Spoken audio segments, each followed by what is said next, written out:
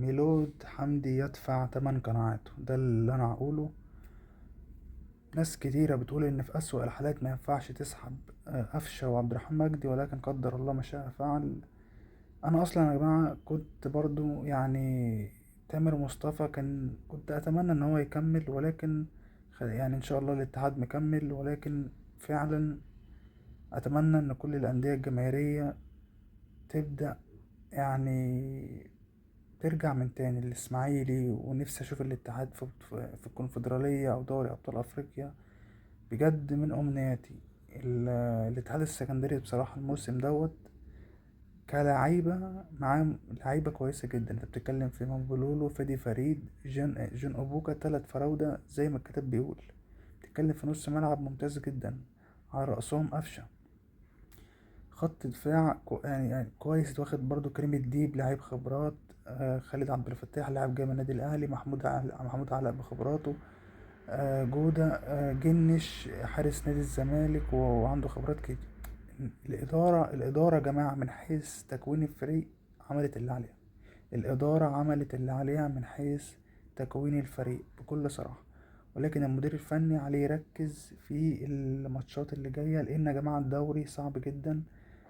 الاتحاد يعني برضو موقفه في الجدول مش أفضل حاجة. لازم الاتحاد يبدأ يركز. لازم الماتشات اللي جاية كأنك بتلعب ماتش كاس، أكون أو لا أكون. خلاص الدوري يا جماعة في الأمتار الأخيرة ما ينفعش أي نقطة تهريج من أي لاعب، من المدرب، لا مش هينفع. لازم تركيز 100%.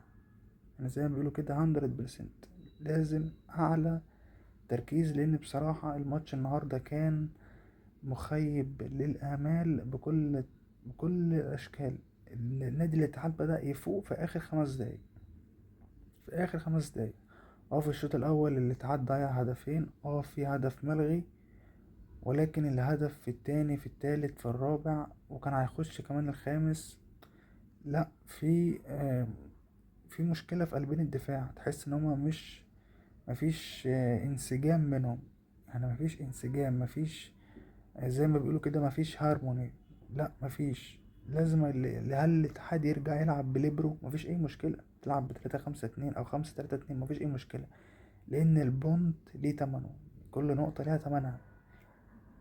يعني اتمنى نادي الاتحاد يبدأ الماتشات اللي جاية ياخدها كل ماتش كاس، اكون او لا اكون. زي ما احنا عارفين الماتشة دي بتكسب ولا تلعب. المهم 3 بونت.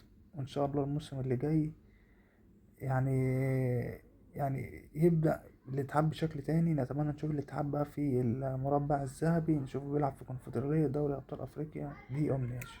شكرا لكم. قولوا لي ايه رأيكم، وشكرا لكم. أنا شايفها النهاردة يعني مش عايز أحمل المدرب بس، وبرضه اللعيبة تلام برضه.